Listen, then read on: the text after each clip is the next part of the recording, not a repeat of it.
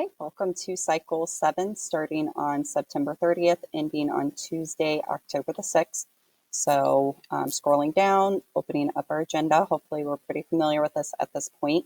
You have 3 assignments, 3 things you need to do. In School's PLP, it's Lesson 3, which is going to focus on developing and gathering information for longer writing assignments. There's also a quiz over Lessons 1, 2, and 3. Then both of those are due by Sunday night, October the 4th. Our final assignment is going to come from Common Lit, the unspoken history behind a surname. Surname means last name, and that should be finished by Tuesday, the 6th. So those are the 3 things you are doing. They each get their own separate grades. So the PLP lesson 3 is out of 10 points, 17 questions. You can take that 2 times to improve your score. The quiz in PLP is 13 questions. You can use all of the notes we've been taking. You get 1 attempt. It's timed, and it's worth double the points, 20 points. So make sure you're really ready for that before you jump in. The final assignment is that story in Common Lit. It's actually going to be an essay, the unspoken history behind a surname. There are 4 multiple choice questions, 1 short answer response. You get to take that once, and it's worth a total of 10 points. So let me go ahead and get you into the Common Lit assignment. This is what we're looking at here. So I'm going to go ahead and jump over here into the multiple choice questions. And if you are taking the time to watch this video, I think the first question could be a little bit tricky. So I'm going to go ahead and walk you through to the right answer for that one. So the author, Lolly Boeing, has descended from slave heritage, and her last name was kind of adopted from her slave owners. The spelling has even changed because of careless bookkeeping, most likely. So her name, when people ask like where she's from because of it, because a lot of names can be connected with a home country or culture, hers is kind of a little messier. So our first question is, which statement expresses the central idea of the text? So the main thing that the author is trying to convey information-wise to us. A, most African Americans have changed their names, surnames, last names, in order to reject any connection they might have to past slavery.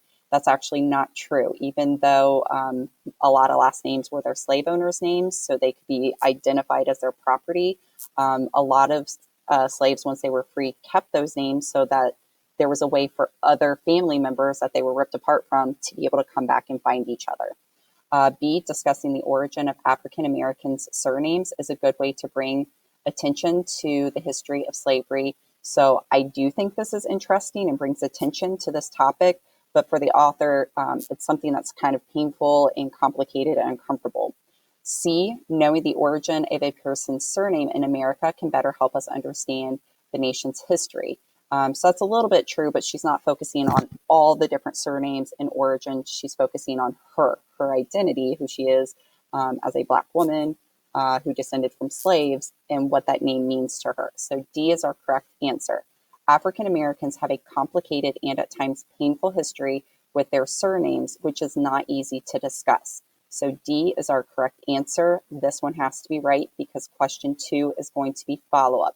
Which detail from the text best supports that answer?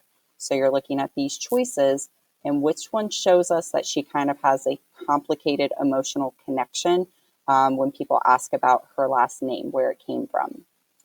Question 3, how does paragraph 18 contribute to the development of the ideas in the text? So when you click here, it's going to take you to paragraph 18.